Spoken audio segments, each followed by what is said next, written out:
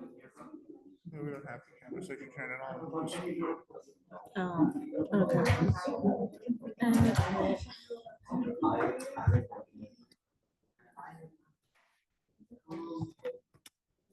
I started this overlap.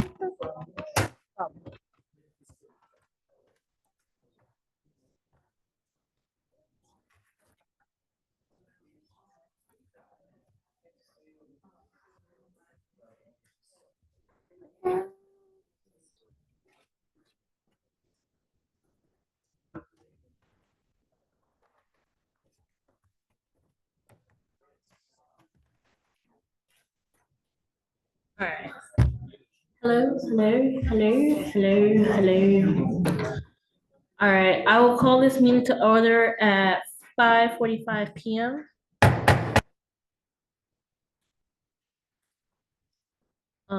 We'll be going into roll call.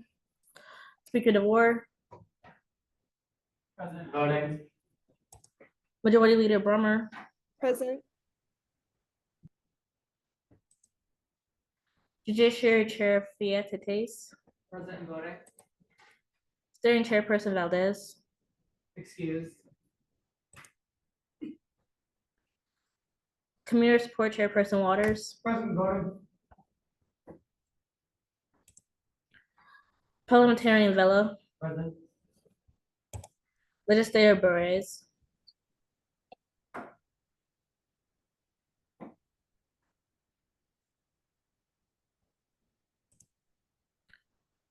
Legislator Black, Present and voting. Legislator Draswicki, Legislator Evazov, Legislator Lunger, Present. Legislator Maku,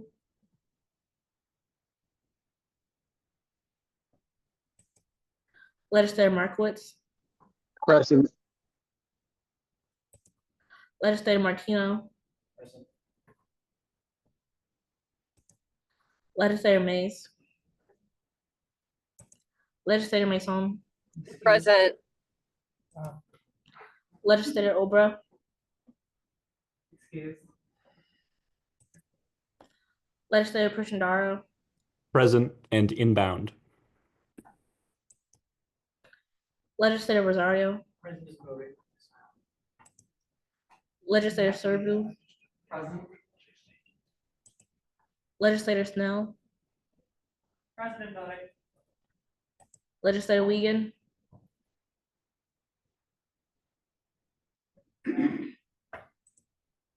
Legislator Wolf, I put a present in the chat. Me, do me a favor, go on the audio thing right there. To the left. Yeah, just click the drop down. Set speaker as save as system. Because it's connected to the computer. and not the- Alright. Uh, All right, and with that, we do have quorum. Going into our land acknowledgement.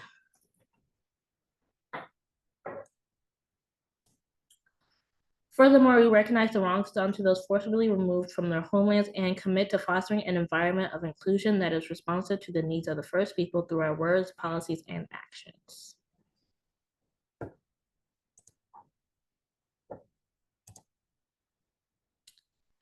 Going on to the approval of the agenda, are there any points of discussion for the agenda? Legislator Snell, Motion to add to discussion, a discussion on the new or potential new 90 credit bachelor degrees. is there a second? Second. Steering person not here.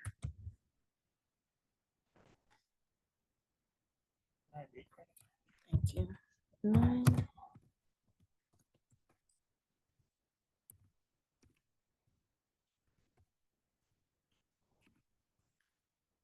Good work. Motion to make all agenda items eligible to vote at this meeting. Is there a second? Second. because they're listed as old business but not eligible, so just erase the notes.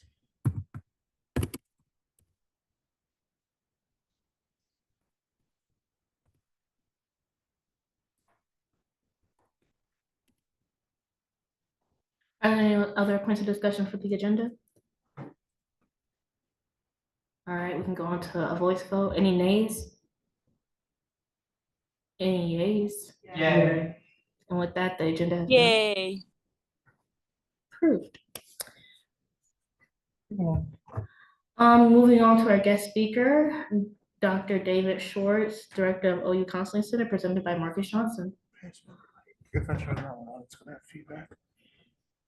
Hello all, as I said before, I wanted to bring us some guest speakers that we have collaborated with in the past or that run areas of the campus that are very useful and necessary for student success that we have supported or continue to support. So today we are lucky to hear from Dr. Schwartz from the Counseling Center. I will yield the floor to him at this time. Dr. Schwartz, the floor is yours. Thank you, Marcus. Hi, everybody. I'm Dr. Dave Schwartz. Can you all hear me okay? Awesome. So sorry I couldn't be there in person, but I was really happy that you guys reached out so I could give you guys a quick update.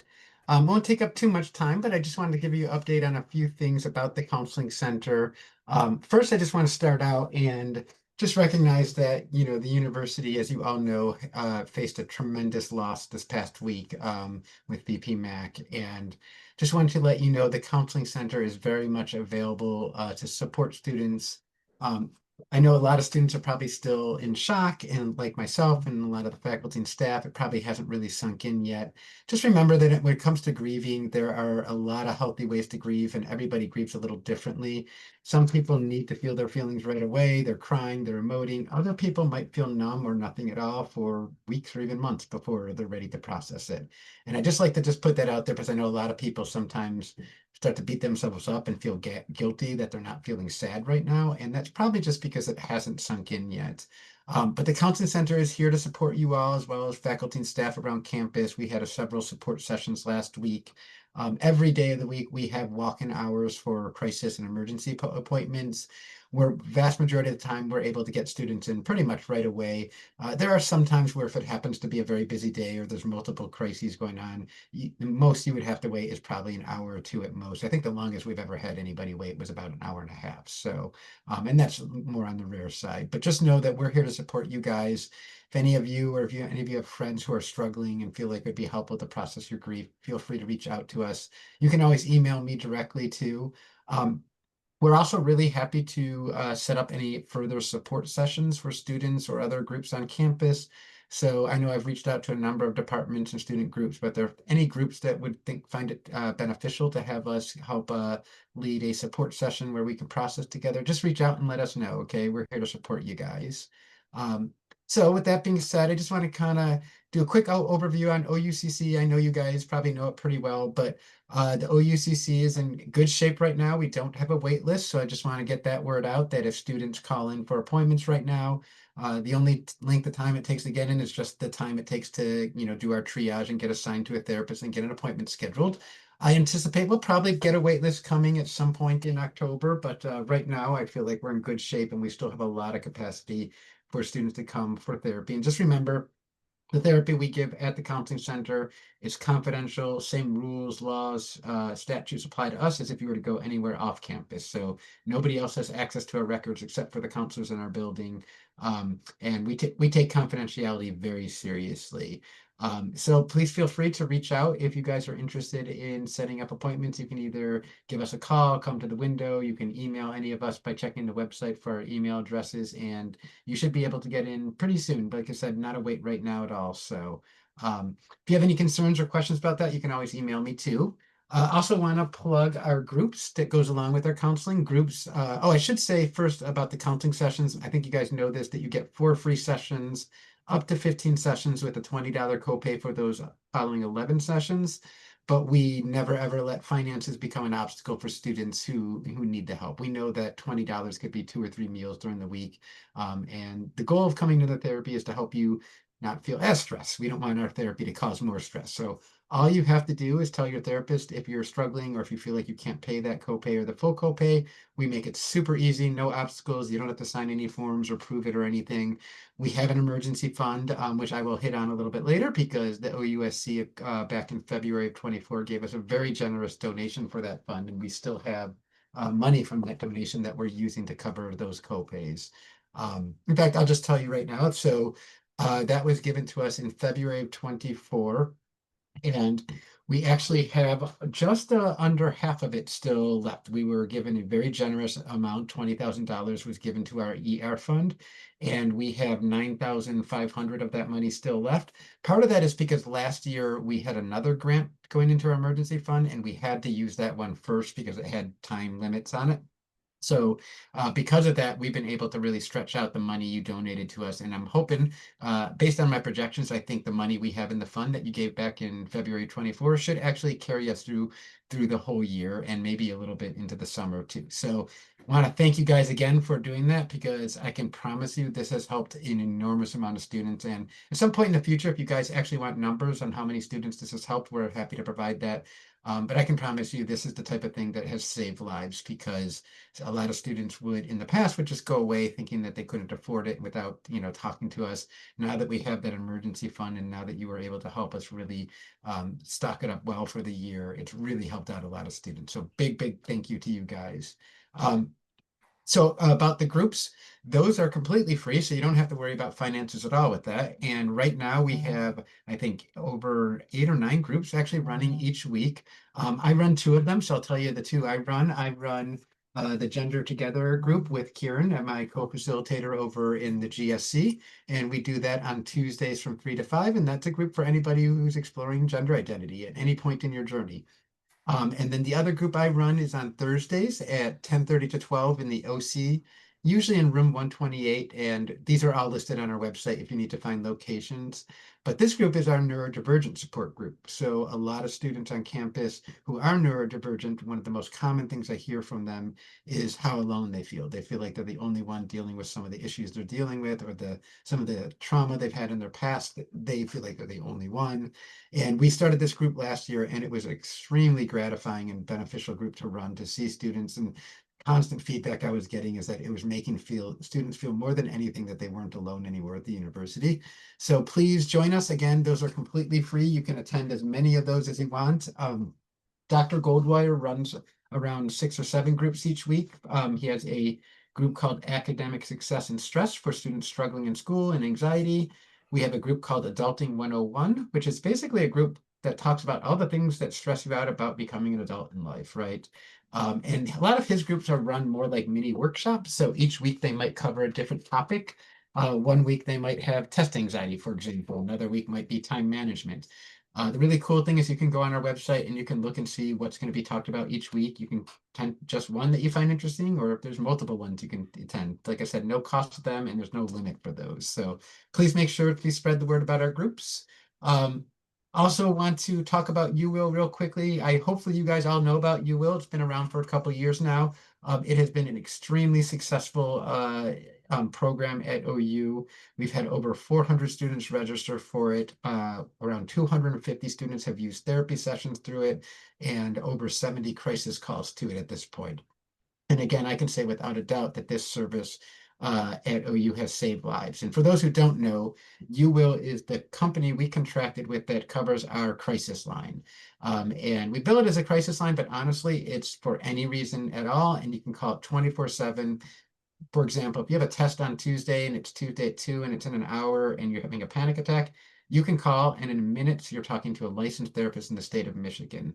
And so UWIL has 3 components. It has that crisis line, which is particularly helpful after hours if you're struggling with an emotional crisis of some kind. Again, it doesn't have to even be a crisis. It could be something where you just need to talk with somebody. Again, you can call them anytime. In minutes, you're talking with a licensed therapist. The other 2 things are things that you actually have to register for UWIL for, and I highly recommend people register for UWIL for 2 reasons. One, if you register for it ahead of time, you're more likely to use it in a crisis. It's not easy to think clearly, and if it's already on your phone, that's super easy. The other thing helps us out. I think this is a really important program to keep going at OU, and in about a year and a half, we're going to have to try and present it to the upper admin to try and get it funded again. And the more students who are registered, the more likely we're going to be able to have an easier time selling them on that. But if you register, you also get access to the two other components of UWill. One of those is all students get 3 free 30-minute sessions with a UWill therapist. This can be really helpful if you're on our wait list and maybe there's a couple week wait, you can meet with somebody while you're waiting. If you have a particular demographic or language background for a therapist that you're specifically looking for, you're able to find that on UWill. They can actually find therapists that speak a whole variety of languages and different demographic backgrounds. So that's another great advantage of using the teletherapy option there. And then last but not least, there's also a whole suite of wellness videos on various topics that are free to students. All you have to do is register and you can look at them. We have test anxiety. We have right now there's a lot of videos about returning back to school or being new to school and the stresses that come along with that. So please encourage students to register for UWill and get full access of use of our programs with it. And then last but not least, I just want to quick plug in for our Grizz recovery program. If you don't know that, that's a collegiate recovery program that's really, it's in its second, we're starting our third year, but really our second year of really having it up and running under the leadership of Sarah Super. And it's a program for students who are in sobriety, exploring sobriety, struggling with addiction issues. It can be substance issues, it can be gambling addictions, sexual addictions, you name it. It's for anybody at any point in their journey toward trying to work towards sobriety, get healthier in that respect. It's a program for those students where they have weekly AA and A meetings, they have other meetings and support meetings. They're going to plan on doing a lot of really fun events this semester as well too. I know they're going to do on October 11th, I think it is. We're going to have a color walk on campus to help support it, and I think that's going to be really fun. Probably have another alternative spring break event this year, but just keep a lookout on the calendar. And if you guys have any interest in that and want to learn more about it, you can reach out to me directly or Sarah Super, and you can find both of our emails on the website for that too. So that's just a quick overview. I know I just said a lot there about what's going on at the counseling center, and I can stick around if people have any questions or thoughts that they had for me. Yes, we do have a couple questions. Legislator Snow? Hello, so I recently stopped by the counseling center and I plan on just to use your services, and I noticed at the very entrance to the building itself, their accessibility button just wasn't working. When I talked to the front desk staff, she mentioned that you guys were struggling with just getting maintenance to fix it, as well as just getting pressure to do anything about that. Is there anything Congress can do to help with that situation at all? That's a great question. I think it's hard to hear, but I think you're talking about the front doors and the problems we've been having with them. Yes. Yeah. Little history. We have had problems with those front doors. I'm in my 19th year here, and I think pretty much all 19 years we have had problems with them. And at one point a few years ago, they replaced them and fixed them. They were working good for a while. It's a problem. We are constantly working with them and staying on them to try and get them fixed. At this point, I believe they've identified what the actual issue is. So I'm hoping, fingers crossed, that soon here we will have a final fix on that. But I would say, maybe check back in with me in a couple weeks here. And if it's still an issue, I do think that having students speak up is always one of the most powerful ways to actually make change happen at the university. As you can see, I've been trying to get these doors fixed for 18 years and with some success at times, but it's beyond my level of understanding of the engineering. I guess they're older doors and something about the motors not getting enough power or something. But I've also noticed recently that they're actually just harder to open even when you're not using the assistive devices. So we've been talking with them about that too. So I'm hoping that we will finally have an answer to this and they're just going to replace the whole mechanism with something new that works better. If it doesn't, I definitely think if they hear from more students about this, that might make it more of a pressing concern for them. It's obviously not something I'm very happy with at all. Any building on campus, but especially the health center and the counseling center should be one that shouldn't have any accessibility issues. So if check in with me, or even if in a couple of weeks, if you're noticing or hearing that there's still problems there, then I encourage you definitely reach out to the powers that be, or over at, I think it's the maintenance folks, the building maintenance folks that control that. Because again, in my experience at OU here, when students speak up, things tend to change more quickly than people like me. So but thank you for asking that. And yes, it's something we're very concerned about and very much on our radar. So Legislators now. Thank you for that answer. On top of that, I just was following up. I know you mentioned you will being a service for students.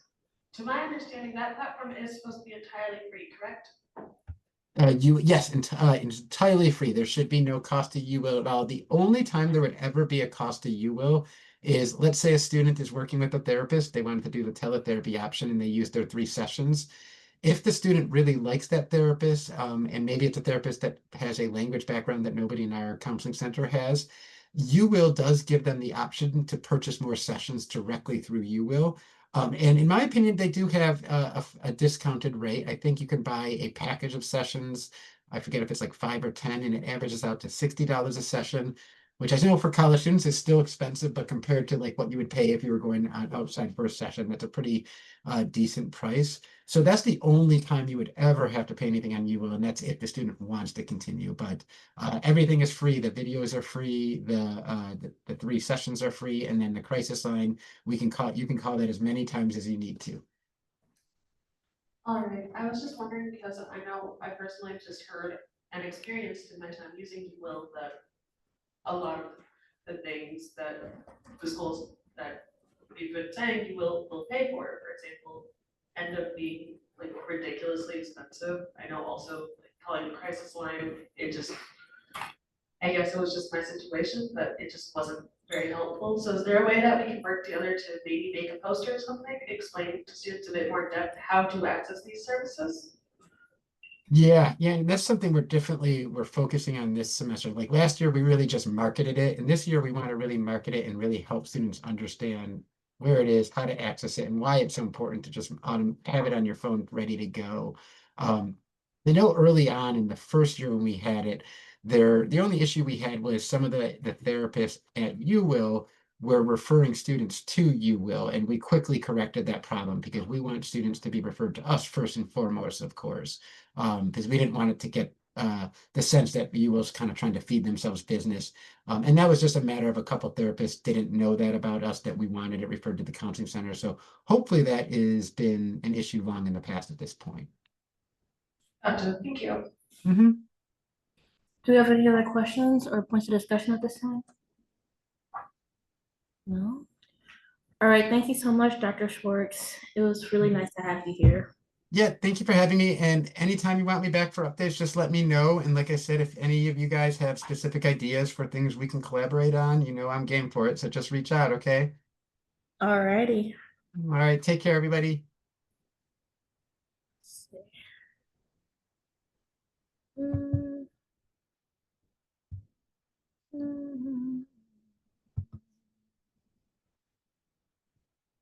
Let's just type.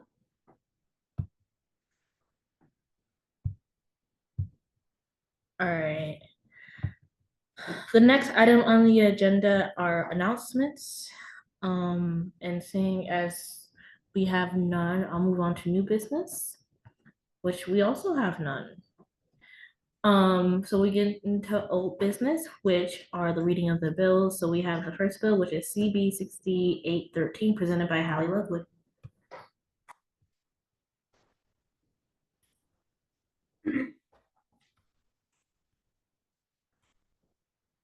Hello, I'm back. So I read this for the first time last week, and there have been some slight changes that I'd like to go over. But before I do that, does anyone have any questions about the amendments I went over last time? Legislators now. I was just a bit curious, are we gonna be able to, I know you're reading them again today. I wasn't able to actually like see them between the 2 meetings. I tried to look over it this morning. It was just locked out. Is there a reason for that, or is it just because it's not finalized yet, so you don't want to get legislative access?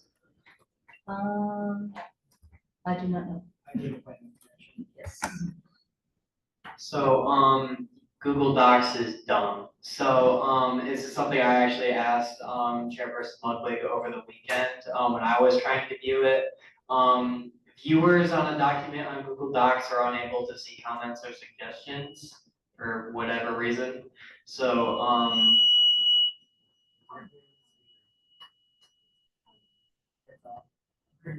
Yeah, mine's on. we're good? Okay.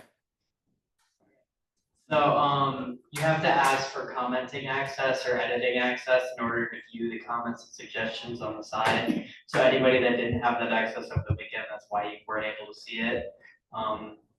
Yeah, it's just because Google Docs is stupid. Yeah, does that answer your question? That does answer my question. The other thing I just asked is, I know we did talk a lot about couple different suggestions. Were those actually made over the weekend, or I know that's what we're going over right Yes. now, but. So that's a lot. On Friday, I spoke to my board. If you could go to 77. It's like near the bottom.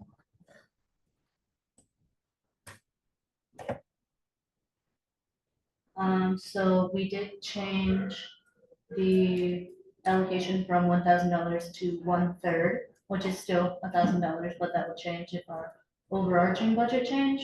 And then could you go to 15.7? And after talking to my board, I thought that they would be amenable to the change, but they were not, so it remains as president and judiciary judge. There are a couple of new ones that my board members wanted to talk about on Friday. So I'll be talking about those, and we'll be going in order from top to bottom. So if you could start at 11. Yeah. Right. So. Yes. So this was brought up because there were a couple of different mentions of the termination procedure in the bylaws, and they conflicted. So we changed 11.11 to chairperson may terminate any board member from their position pending approval of the judiciary committee. So then it will be clear, precise, there's no question as to how the procedure moves. And that is how it works in the student congress. Now if you could move to 11.8.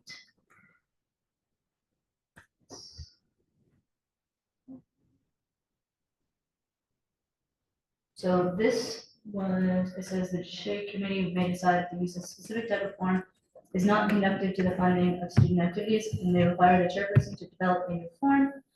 We are striking this because all of our forms are also made by the OSI, and the student congress does not have jurisdiction over the OSI. So if you were to tell us to change a form, there would be a lot of other issues that would go with that. If you could go to 16.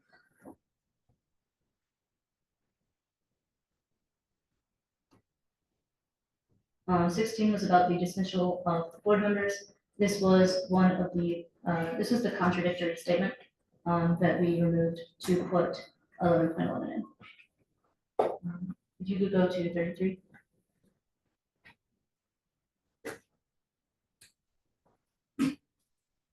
We added 33.1, community service is defined as volunteer work that individuals are not compensated for. My board just wanted a definition on what community service was, so we put that in there. And if you could go to 82.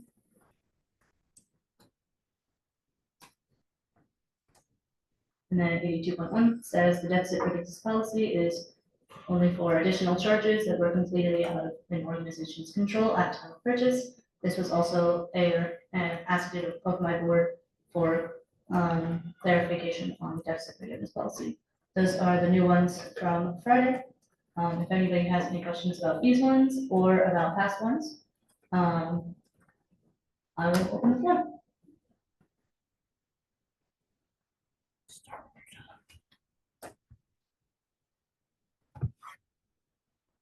Legislative Snow. I noticed there was one added, I believe it was in 33. Point, I believe in 33, there was another line added. Is there any way you can go back to that, or Yeah. that was just something? Yeah, Which like I point? put in one- Hold on. 33. 33. Yeah, there it is, 33.1. Is that just the repetition of the other one, where you were saying like VA service? Yeah, yeah, I think that one was struck last time I read it. Legislator Wolf,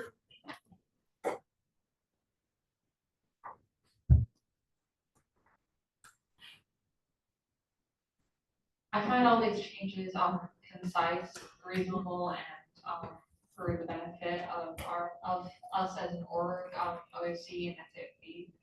And I motion to move this into a vote. sir, second. Second. All right.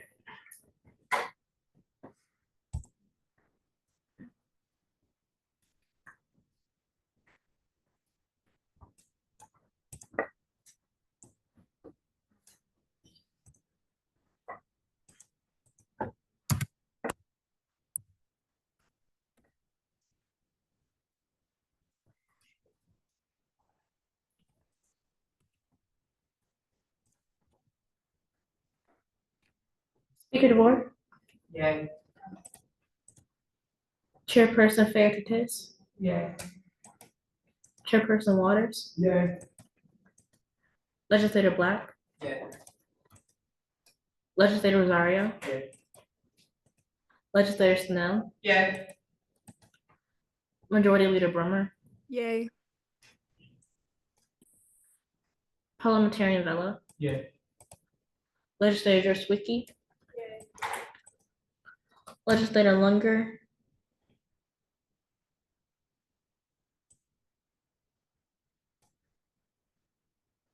Legislator Markowitz,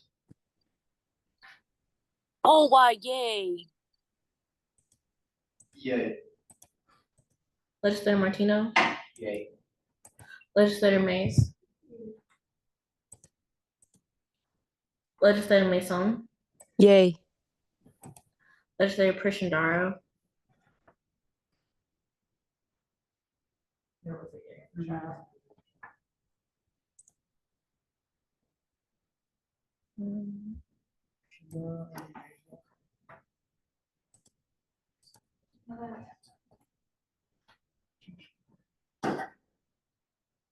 Legislator Serbu, Yay. Legislator Wiegand,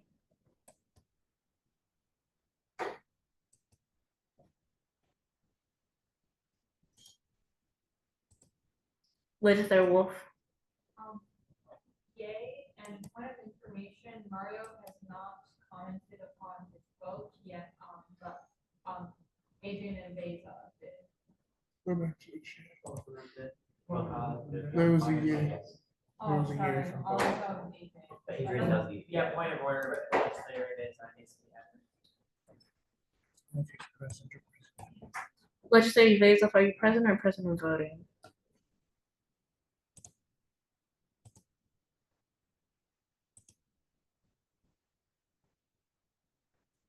Check the chat.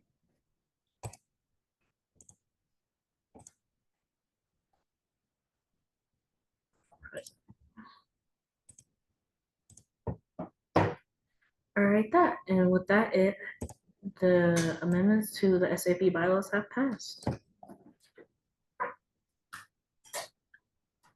All right, moving on to CB 6812 presented by Legislator Snell.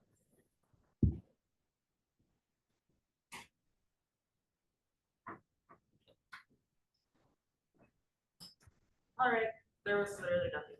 Is this on? Okay, oh, now it's on. I don't think I read this last week. There was no difference. It just establishes the disability ad hoc committee.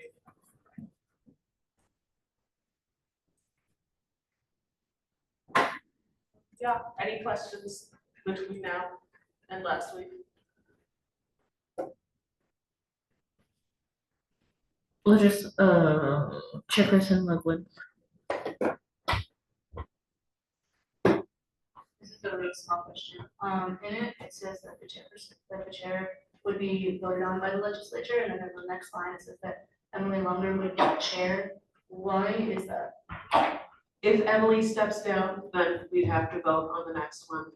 Ah, I see, thank Legislator Mays.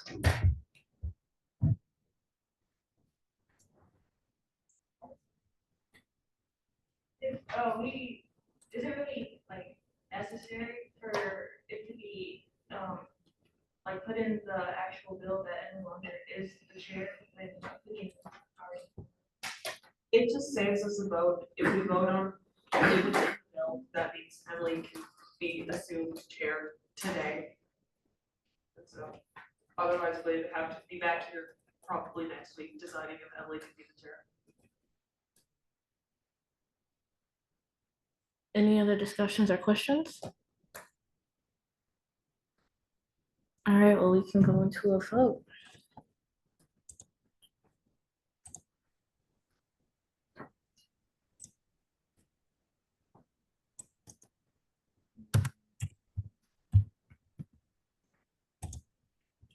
Speaker DeVore. Yay. Chairperson Fayette-Tetes. Yay. Chairperson Waters. Yay. Legislator Black. Yeah. Legislator Rosario. Yay. Legislator Snail. Yay. Majority Leader Brummer. Yay. Parliamentarian Parliamentarian Vella. Yay. Legislator Swicki. Yay. Legislator Eveza.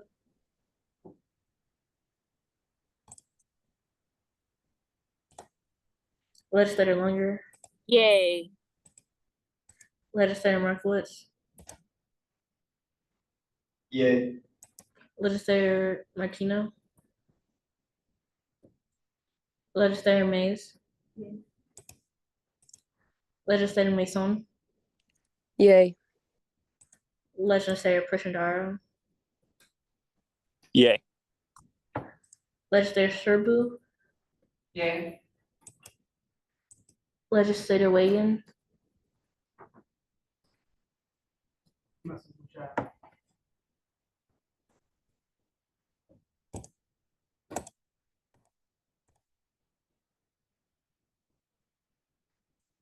Legislator Wolf.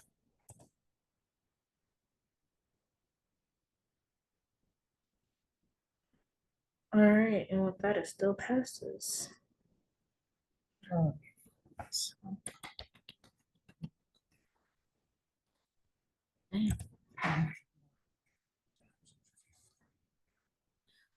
gonna ruin the thing, the previous folks. All right.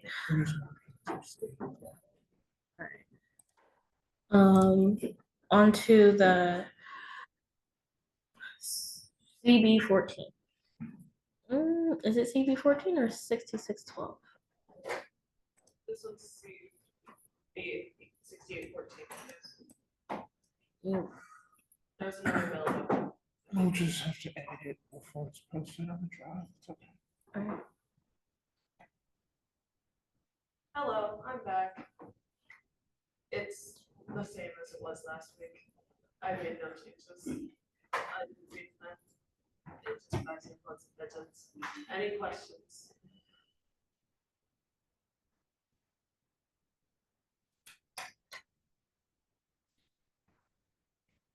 Director Useki. Thank you, Madam Chair. Just a clarifying question. As I understand, there is currently a facility to use these supplies for. Does this fall into a wider plan to establish a facility like that? As of right now, we don't have physical space for it. However, that is an overarching initiative that we've been working towards.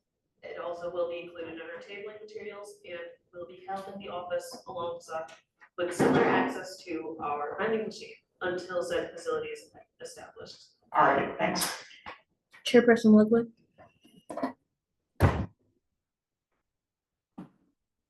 So this is kind of insignificant, I don't think anyone's gonna agree with me, but I personally think that this should wait until we have the space. Turn yours off.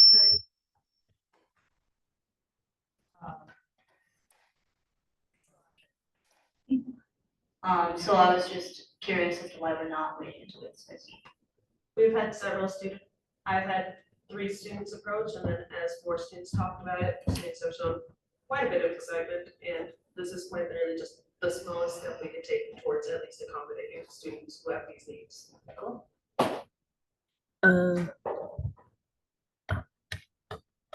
Legislator Wolf.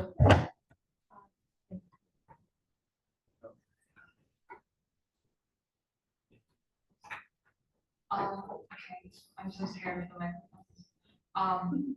I agree, with, Chair, Ludwig about perhaps holding off until we have the space for, these materials.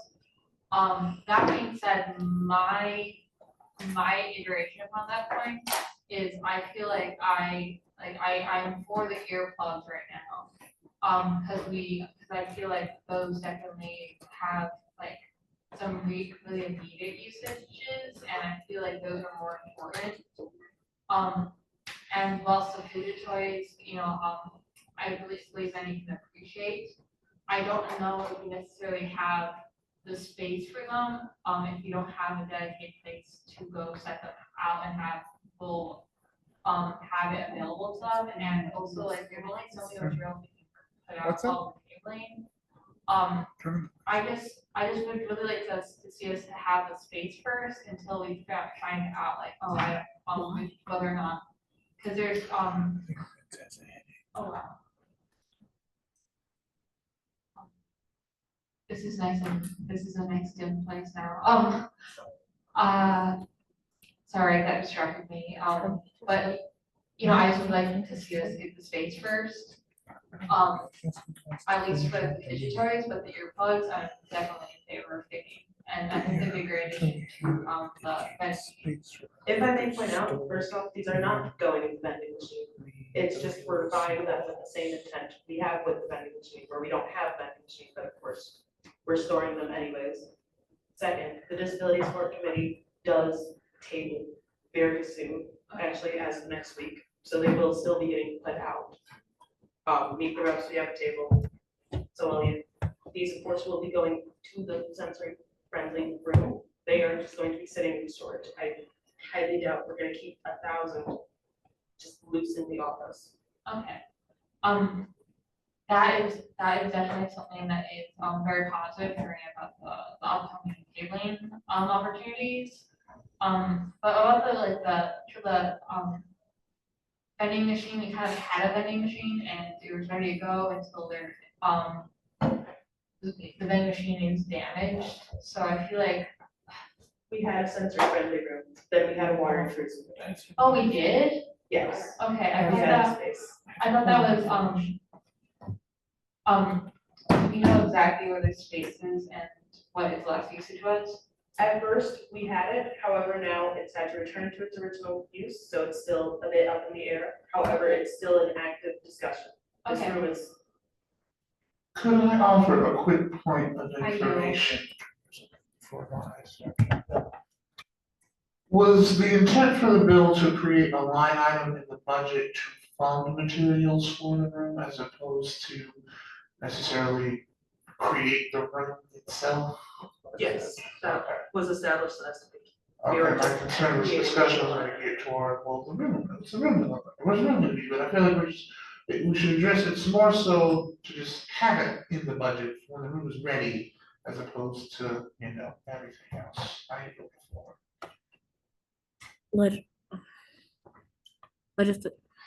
Legislator Markowitz. Yeah, I was just gonna say, for talking about $100 here, I don't see any problem with just passing it, and then if it's a week from now, 2 weeks from now. Please turn your mic on.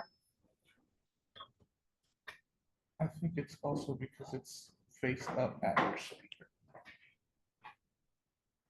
3 weeks from now. That I don't think it makes a difference in when it's purchased, because we know that it's gonna be purchased soon. And then worst case scenario, if for some reason we don't end up purchasing, then it just goes back to our budget. So I don't see a problem with passing this bill today.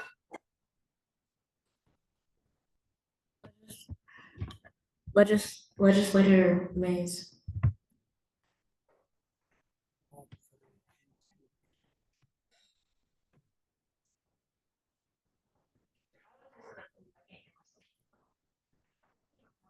I think it's only a little bit confusing because it says sensory friendly room supplies. We don't know yet, but I'm fine with the entire bill. And a second, I have a question. So, kind of, how do we plan to, I know how we plan to like market it, how do we plan to pass these out? Because we just through Yeah, through tabling, we also have been planning, the disability support committee, both me and Emily, have been working on marketing materials. We were just going to broadcast, hey, these are 2 things that are in the office as of right now. You can come by, grab them.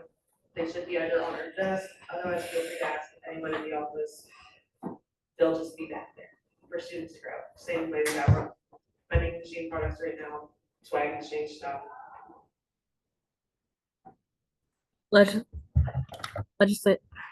Legislator Longer. I am really passionate about this bill, and I would like to be added as a co-sponsor. I actually think this is very important because earplugs and fidgets really help students with disabilities. They help with the anxiety and sensory overload, especially when they're in class or when they're in an event where there's loud noises. I think it's very important, and I will help with the tabling this semester. As a matter of fact, I'm chair of the committee, and I'm gonna be at a tabling on October 13th, and I'll be handing out some of these. I actually think it's a good thing, and it should be added to the budget. With that, I yield the floor. Director Lasecki. Madam Chair. I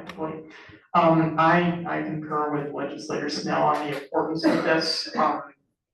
This is really a case where we can make a relatively small investment, and that will have a pretty meaningful impact in the student experience.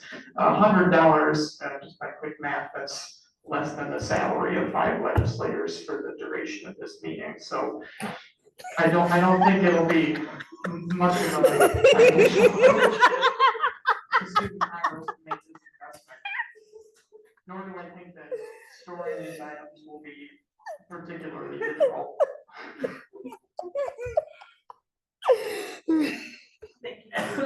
I wasn't finished. I just wanted to let everybody get their sillies out. You good? You sure? Help me all the way up now.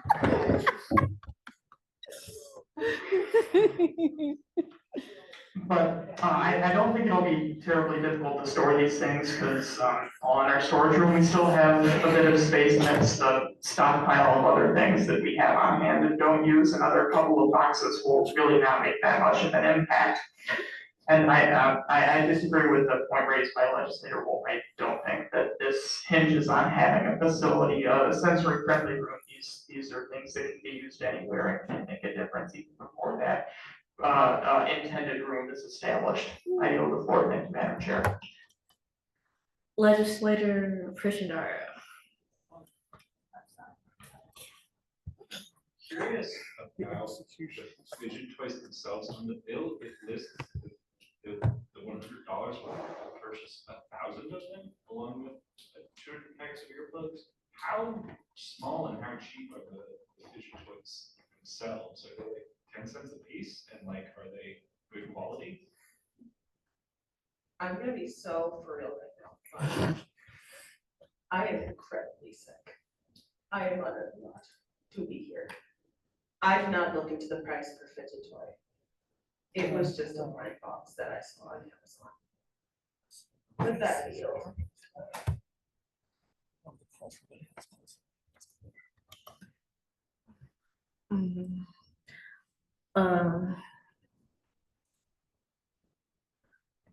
Chairperson Ludwig. Jesus Christ. on the This doesn't, if this does not directly relate to the bill, feel free to not answer. But, you mentioned that there used to be a sensory room. Where was it? Because I have never heard this. It wasn't used to be here, it was in the stages of planning. It was supposed to be I done see, I see. by the end of December. However, again, Oh. as President Johnson pointed out, It it doesn't really matter. This is just to put a line item object on the budget, so later we have a little less work to do. And as Director Lisecki has pointed out, this is less than 5 legislators sitting in this room.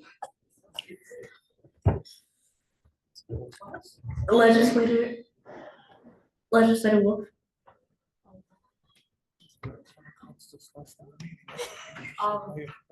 I definitely, I'm very like amenable to like everything Director Lisecki was saying about space and money not being a problem.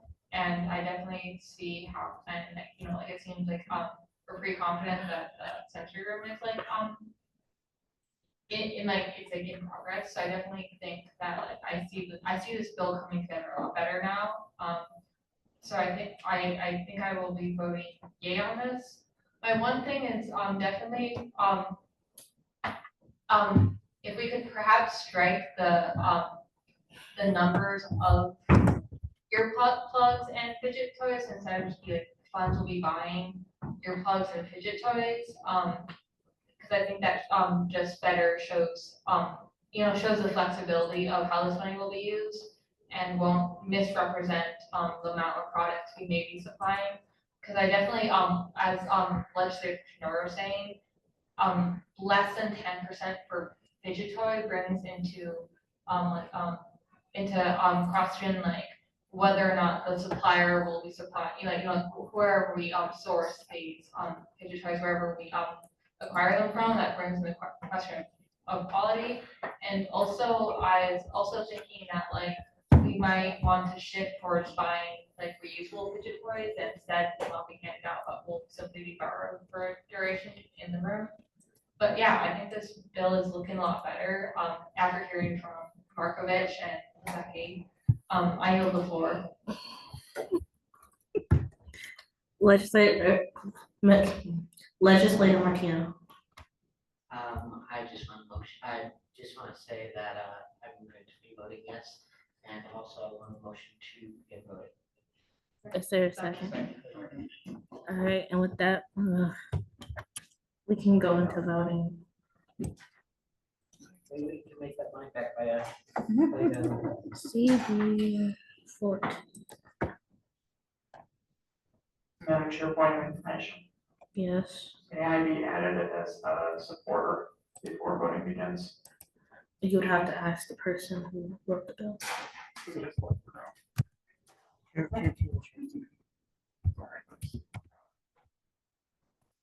I can make these corrections, sure. Also, just point of information, Legislator Wolf, were you actually asking for something? Or were you just saying, hey, you wish they would have been removed? I think what Legislator Snell was trying to say is there a motion to amend the bill? Point of order. Oh, Lord. Motion to enter a vote. Hmm. Motion to enter a vote. We already started. We already started. Well, I said we already motioned to enter a vote. We already. No, it's not a motion to enter a vote. Legislator Wolf had asked. Legislator Martina moved to vote. We've moved to vote to start the vote. We already moved into a vote. You can't just like. You go can back amend the and bill vote once the there. voting started. Had the voting not started yet, we'd be in a different position. I'm so sorry, Legislator Snell. I think I was intending to motion to strike the numerical quantities in the bill, but I sort of slipped my mind as we continue to talk. I will now censor myself. I'm so sorry, guys. And I apologize for. Speaker DeVore. We're voting. We're voting. Yay. Who the? From the time gets the gavel. We're in voting. We're in voting, so let's vote. Yay. Judiciary Chairperson Fayette. Yeah. Chairperson Waters. Yeah. Legislator Black, Yay. Legislator Rosario, Yay. Legislator Spell, Yay. Forgot the parliamentarian gets a gavel. Majority Leader Brummer. Yay. Oh, Yay. I heard her. I just clicked the wrong thing. Parliamentarian Vella, Yay. Legislator Zwicky, Yay. Legislator Uvezo,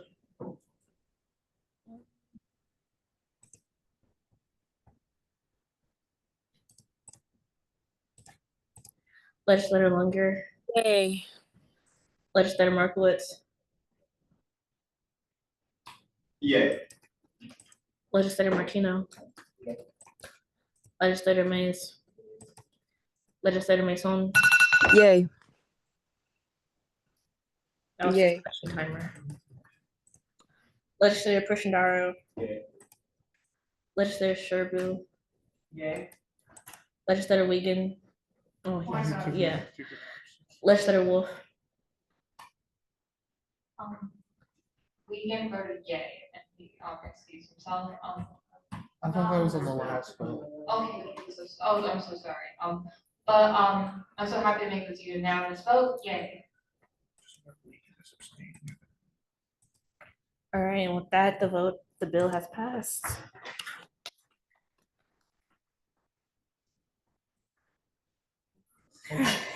Moving on to discussion.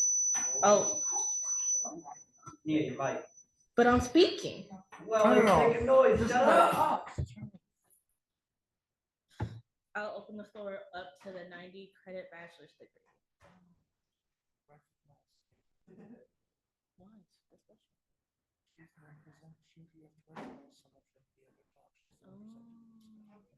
I recognize Legislator Bliss now. All right, so just to give some context to this, we did have a proposal to show. I prefer to send it. Like I said, I don't know how to get it up there. I can read it out if that would be helpful. Do you want to email it to the OUC account? Swag. Long story short, it's quite literally exactly as it says, where yes, people, the UCUI committee is considering adding in the option, in addition to the degrees already there, having 90 credit bachelor's degrees in order to matriculate themselves into OU. I'm trying to find the proposal now, if you just give me a moment.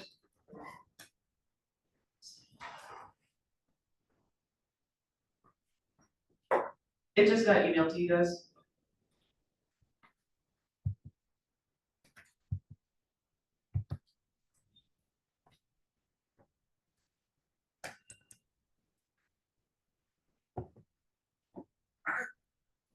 Alongside this, Oakland is actually one of the highest numbers of people who need, in terms of credits needed to reach a bachelor's at OU.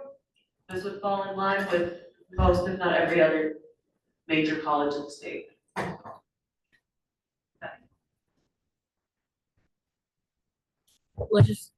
Legislator Mays.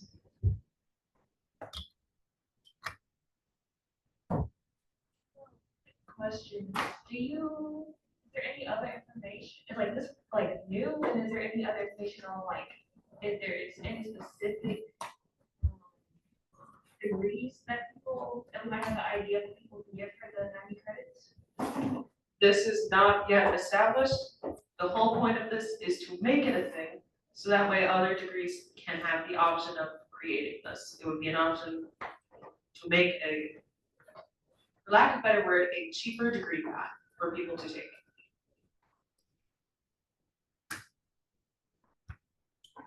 Legislator Mays. Follow-up question, has there been any talk with like administration about this yet? I'm just curious, how far the working this is going, because it sounds pretty nice. This came from the UCUI Senate Committee. I sit on that committee. I did not feel comfortable voting on it without at minimum some discussion from the student body on it. Legislator Wolf. This is a highly sympathetic improvement that could be made to OE policy. And I feel like like an idea to have with this is that perhaps that even if because I imagine that this would be a very select number of degree programs that would offer this. I definitely think that we could perhaps in a way expand this to all degrees possibly by having you have an associate's degree, which many OE students possess when they come here for their undergraduate. Perhaps have that associate's degree wipe out all the gen ed and exploratory. Point of information, if I may. Yes, of course, that's excellent. I have an associate's degree. It already does that. Okay, excellent. Thank you so much.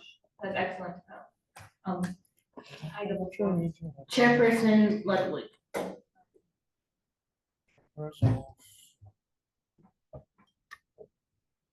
So I guess I'm just kind of confused on how this works. All universities that I'm aware of have 120 bachelor degree, 120 credit bachelor's degrees. So I guess I just don't understand how only 90 credits can add up to a bachelor's degree because it's your amount of education that you have. How is this possible? This would be based, again, U of M, MSU, CMU all have these programs. It's not every degree. It's just 90 credits is the minimum to get your degree. Thank you. And so there are more than a couple programs. I know the nursing program, they have one. If you do a 2+4 or 4+4 program, you're also getting on a 90 credit bachelor's degree. So it already exists. This would just be putting an actual label to it. Legislator Markowitz. So a couple thoughts on this. So first of all, OU already has like slightly less requirements for bachelor's degrees called a modified major. And so it's not a full bachelor's degree, but it's a little bit less. And so like this idea of offering a degree with less credits already exists, besides just minors.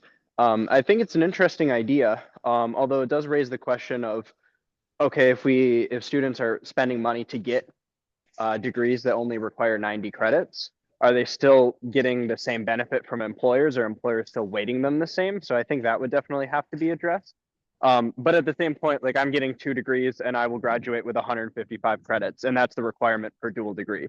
So if I can get 2 degrees with like less than 80 credits each, if you were to divide it that way, I don't see any problem with getting 1 degree with 90 credits. I think that makes a lot of sense. With that, I yield. Legislator Snow. We did talk about this in the Senate meeting, so part of it would just be honestly to choose your own path to students. For example, as of right now, I don't believe employers can see how many total credits you took in college. They really just care about if you have a degree or not. Really, this would just be an option for students who might want to get faster into that workforce or might not be able to afford a full 120 credit degree program. It's still, I want to emphasize, this does not take away any degrees. We're gonna keep everything we have as to what we're aware of. It just adds the option to have these 90 credit degrees apps available to students to take.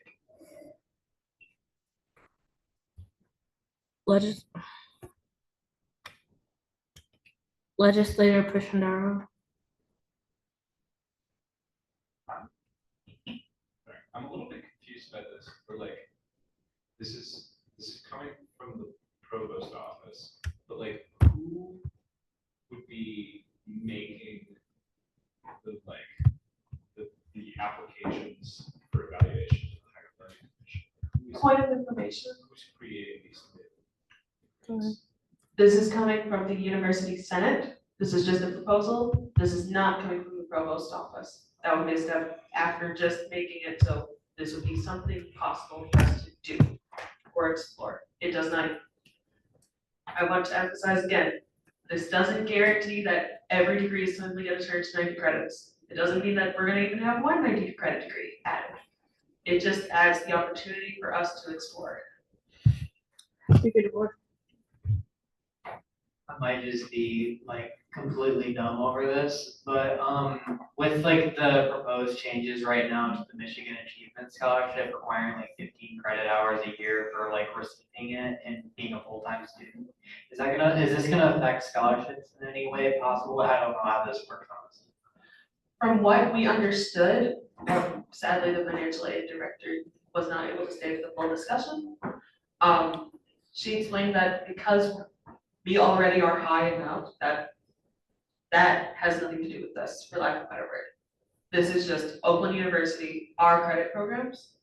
And as I've mentioned, other universities already do it.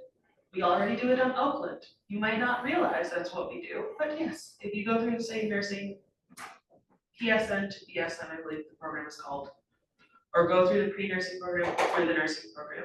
If you go through, say, the teaching program, they used to do it. I believe they still do it for a couple degrees. The medical program, if you do any 4+4, so if you do pre-law, paired with law school, you're already getting this 90 credit degree. It's just now making it an official thing. So more than just very specialized units on campus can do it. Legislator Wolf. As a member of the Senate committee, legislators now, would it be possible for you to call upon for a guest speaker to have perhaps speak with us at our next PDM on this development and change to policy of OU? No, because we vote on it the morning of next GBM. I'm just saying like, I'm sorry if I'm being confusing. I don't want to sound like I'm not in support of this. I was just wondering like if it would be possible for us to, because this is something we probably want to communicate to the student body, and it's best that we understand this as much as possible. So I'd love to be able to hear from a guest speaker who almost an architect of figuring out how we can implement this in compliance with the HLC policy, so that we can like better communicate this to our constituency. Like this is definitely our constituency we want to hear about. I would like to emphasize again, this isn't an actual policy yet. We vote on that the morning of next GDM. That would then fall to the University Senate, not so much us. It would have quite a bit more steps between Senate to getting to us before we would advertise this. There's no. I'm just saying this is just to open the opportunity that Oakland could possibly explore it in the future. This does not guarantee. Legislator Mays.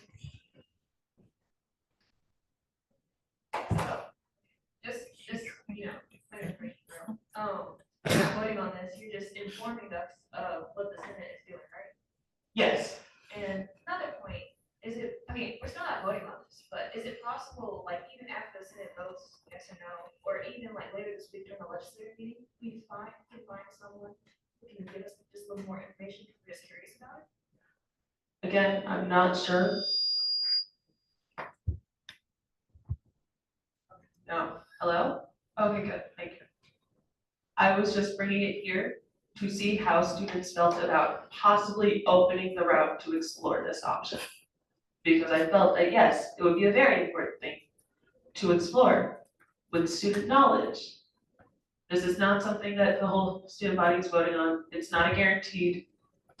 It's just a yes or no. Should we be able to have the option to explore this? It's a proposal for an idea. President Johnson.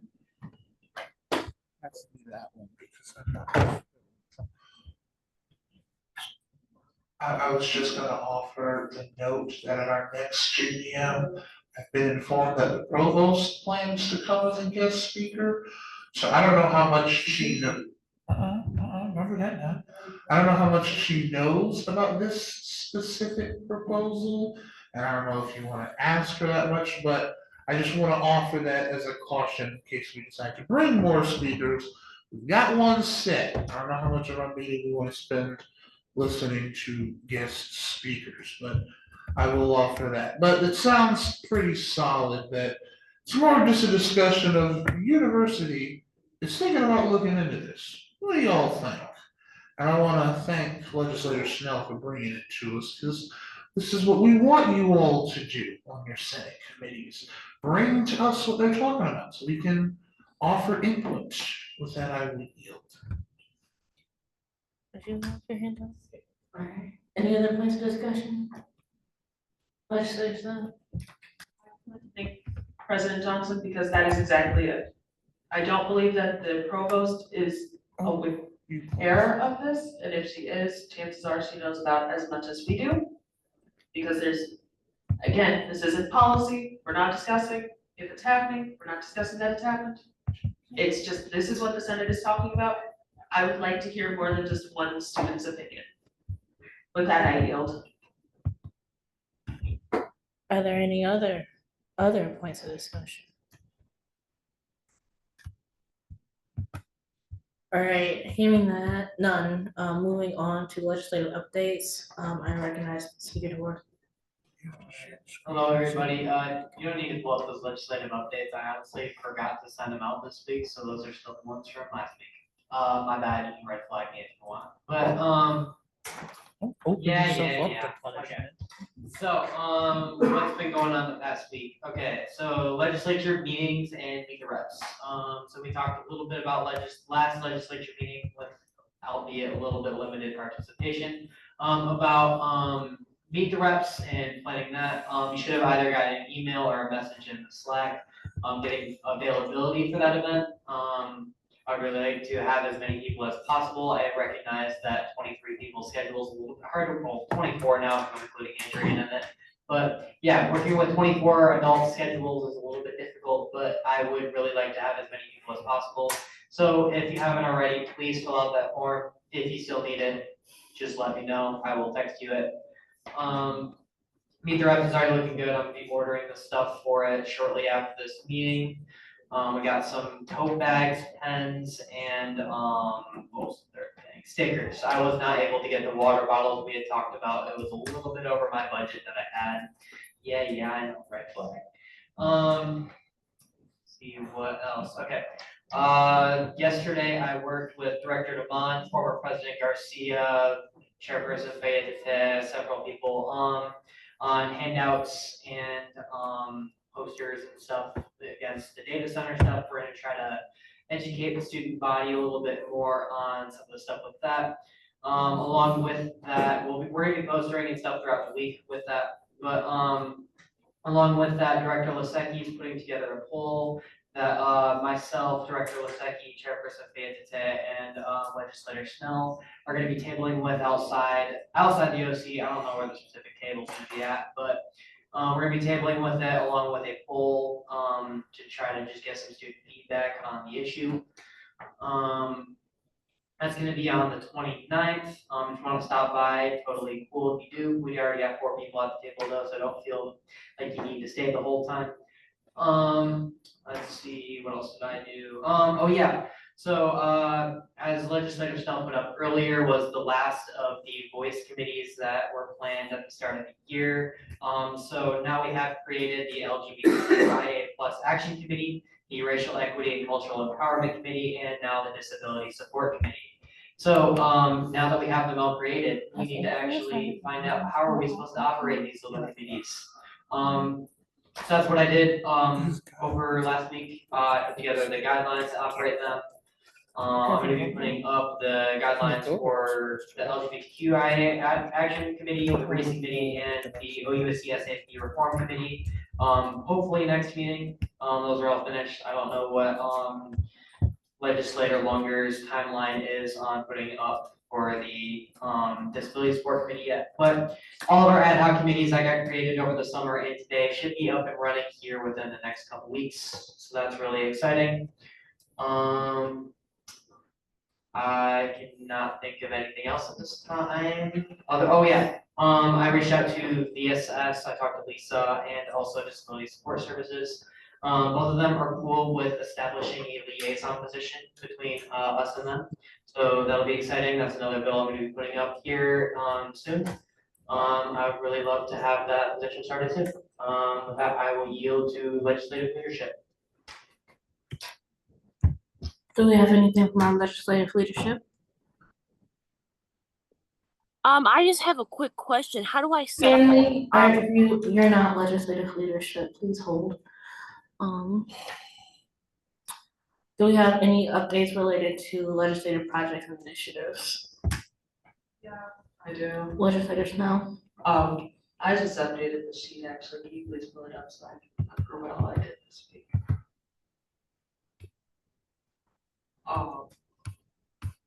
Thank you. So yeah, no, I followed up with the NAC. Actually, Director Demond, I'd like to talk to you after the meeting because they had this with you as well. Very fun. I emailed out about cultural weeks for December. I continued working with Pledge through on medical amnesty. I still need to reach out to the PRIS Recovery Center on that. I know they were very excited to hear about it. Yeah, I'm still working on Meet the Rep slides. Fun fact, we actually finished all of the legislation from summer. Thank you, Clover. I am very happy about that. So yeah, if you want to be included, please fill out my Google form. I'm working on, now moving on to different marketing material, which is very exciting. I just finished taking pictures, well, finished very loose terms, of campus for the posting idea giveaway that editor, speaker, that Clover had, put that at yield. Correction, apparently it was not air. Do we have any other legislative updates? All right, moving on to questions about legislative reports. Legislative Emily Lunger. Yeah, I have a question. How do I set up the ad hoc committee? Do I schedule meetings? What do I do? Speaker DeVore. Legislator Munger, I would be willing to work with you on setting up the operational guidelines, just to make sure you can get the ground running with that if you need to. Yeah, that'd be great. Thank you. Any other questions related to legislative reports? All right, do we have any liaison reports? Yes, PCO is in need of a new treasurer since legislator Maku is leaving the university. If anyone at USC or if you know anyone outside of OUSC that's interested, please let me know. You can email me or text me or message me in Slack. Anyone that's interested, just let me know because it's important. We need a new treasurer to keep the club going. And Javier, are you still interested in being president, or did you say you're going to resign from your position? For PCO? Yeah. Yeah, I have not resigned.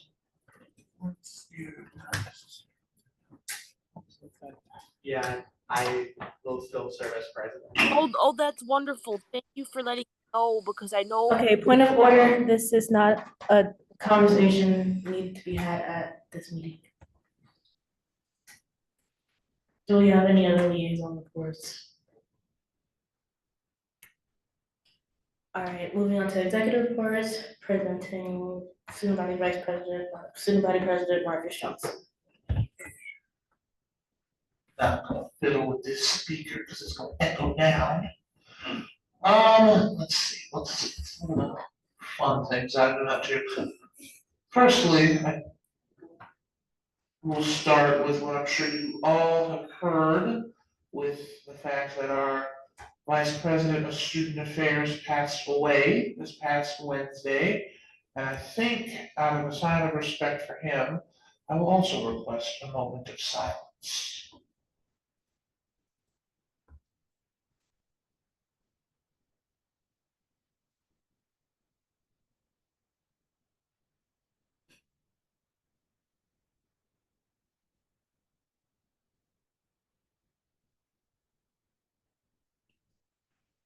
Thank you. As you all know, he was, oh Lord, this microphone is acting fun today.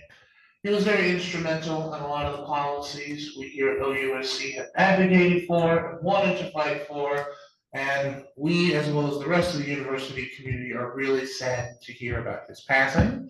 We were able to organize a vigil for him on Friday, which was very well attended. And I will give many thanks to the Oakland Center and the President's Office for helping us put that together, because it was not, as you all know, when it comes to putting things together, they're not very easy, especially in a very quick span of time. So I think for the time it took us to put it together, we were able to have a very, very well event for him. And I think, as you can see out the window, they've decided to start putting flowers in his parking spot. So should you decide you'd like to get him some as a sign of respect or to pay homage, I believe that's where you can place those. Oh, yes. The university is having a service for him in the arena. That's on Sunday. That is, I believe, open to the public, and Mr. Miller can correct me if I'm wrong on that one. But it is on the university calendar, so should you like to attend, it will be there. Beyond that, some of you probably would have received a very interesting email from me regarding attendance at legislature meetings. I received a complaint of the numerous ones I received from the speaker and the judiciary chair about lack of attendance at those meetings. So I offered to step in to remind you all that those meetings are not optional. We do not get to play it by ear as to whether or not we have to do those. So if you cannot, just remember, all you have to do is let someone know that something came up. I promise you, it will not harm anyone. It's part of our jobs, so let's make sure we're doing it, folks. And there was something else we were working on recently that has completely blanked my mind, but we do have a meeting with the provost this Friday, Next which Friday. is it? I thought it was this Friday. No, you're right. It is this Friday, which I think will be interesting, and I will invite you all to attend if you have not already signed up for it. John Green is coming to the university this Thursday, which will be a very fun event. I'm sure we've all seen one of his crash course videos. So I would invite you all to attend that event because I think it'll be rather fun. With that, I will yield to Vice President. Madam Chair, quick point of information. From what I heard from SLE, the John Green event may already be at capacity. So I wish anyone in the room luck if they want to attend. From what I've heard, it's not at capacity. Don't they have an overflow room?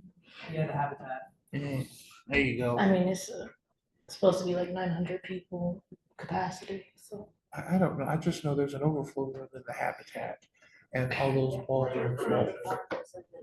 How many points of information are we offering on a report?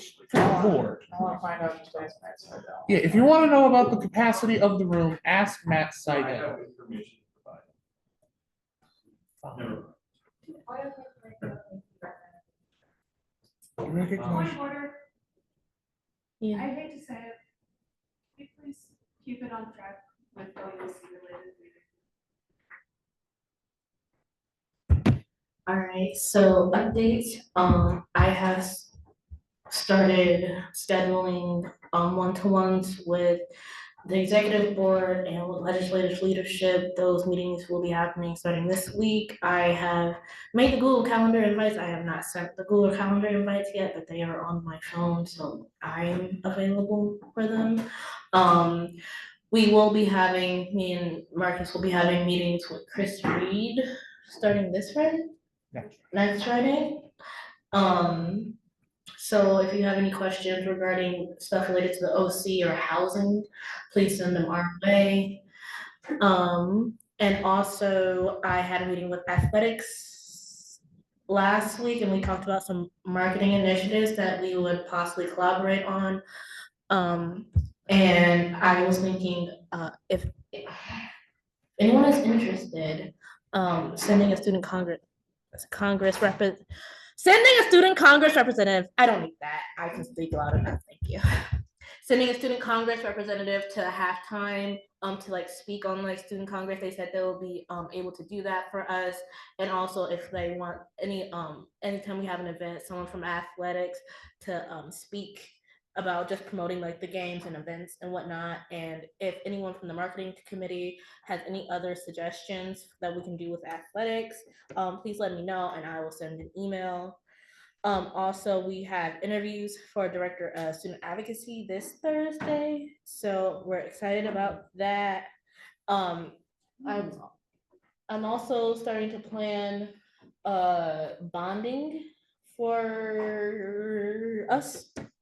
So please let me know if you're interested in helping me plan bonding. We have a $500 limit. So yeah, saying for something else. And for my Senate committee, we had meetings last week and we're gonna have some meetings this week as well. I think they're very interesting and we don't have a lot of updates from them, but I will be sharing more with you next week. Do we have any executive reports? Chairperson Leslie. Hey guys, so I just wanted to let everybody know that there is one more policies and finance training. It is a combined training on October 10th from noon to 3. And it is my understanding that this will be the last training. So if you have not completed your training or you know people who have not, please show up. There's all that.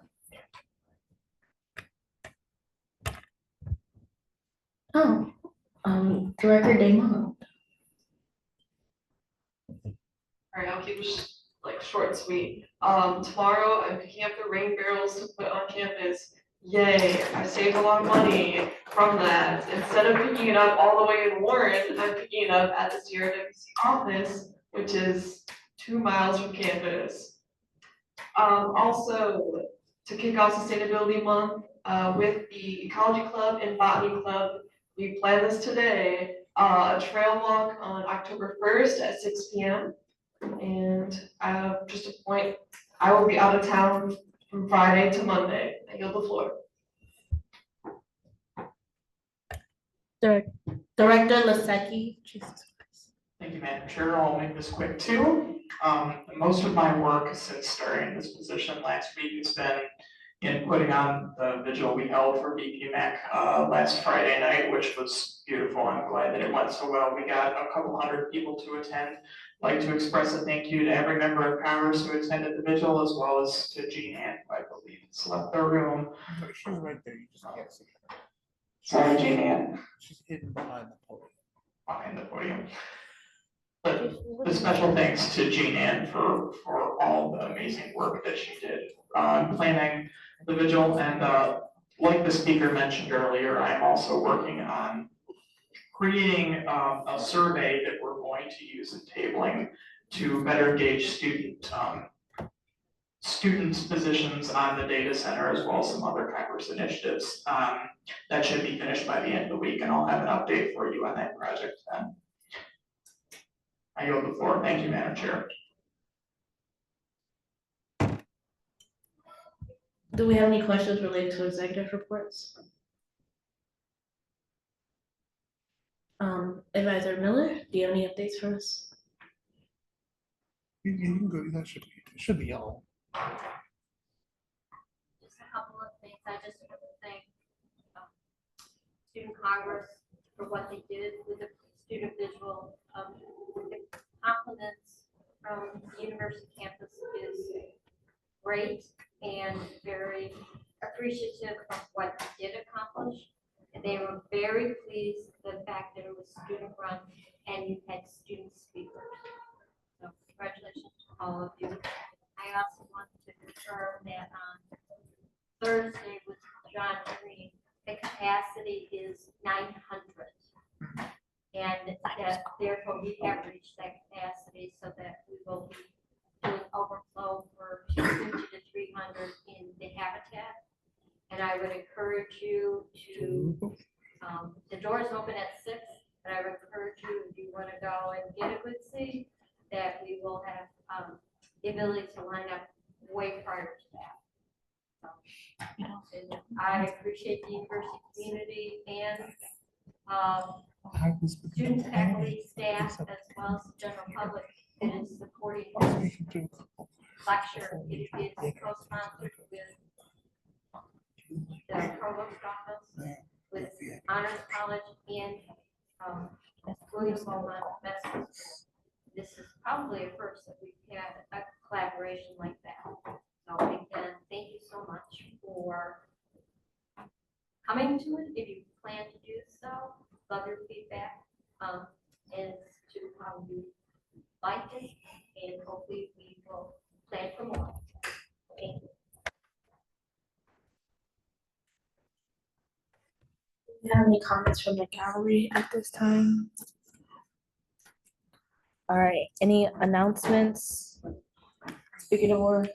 I had two things. One is just something I forgot to say earlier. The other is, well, both of them are two things I forgot to say earlier. We kind of need to plan haunted hallways like now. So if you're interested in helping out with any of that stuff, that's gonna be at the end of October. If you're interested in helping with that, please reach out to either Chairperson Waters or myself. We can work together on that. The other thing is something I forgot to mention, the Campus Development and Environmental Committee. We didn't get a whole lot of info out of Vice President Mackey, who was at that meeting. The little bit that we did get is the timeline for the project. They were planning on selecting a vendor for the project this week, probably by tomorrow, honestly. And they will be entering their due diligence phase, which involves talking to shared governance at the university, which will include University Senate, the CDAC committee, along with Student Congress. Correct me if I'm wrong, President Johnson, but Vice President Mackey is planning on coming to the Student Congress meeting on October 7th. So any concerns you have regarding the data center and anything with that project, that will be a very good time to present that then. And then basically our final timeline for the end of the project, I believe, was February or March was when they're planning on actually having the building lease signed. So we basically, their due diligence phase will last until then. With that, I'll yield. I will just offer a quick note that that date is correct as far as I am concerned. I do want to check with his office to reconfirm that, because Vice President McIntosh was supposed to be coming to that meeting with him. And I don't know if that plan has changed for them at all. But I will, as of now, as far as I'm concerned, yes, the 7th is the date he intends to come to speak to us.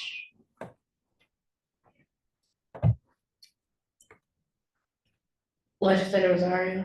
All right, I mentioned this at the last meeting, I'll say it here again. If you have any food concerns on campus, I go to RLA. I go to RLA for both housing and student congress now. So just bring your food concerns to me. Legislator Longer, did you have your hand up? Yes, I would also like to mention, we also need to start planning Beaver Fest. I would like to work with Director Demond with that. And we would like to plan it on October 30th, which is former Director Skinner's birthday. But it's conflicting with haunted hallways because I heard SPB wants to do haunted hallways on the 30th also. So if we meet to discuss that. Okay, Legislator Lunger, point of order. Yes, that is something you can talk to Director Damon about after the meeting. Okay, thank you. Advisor Miller.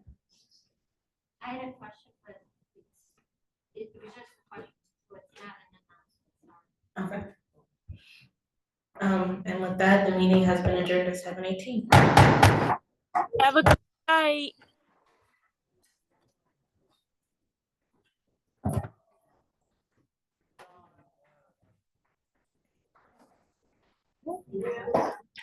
Well, when I speak.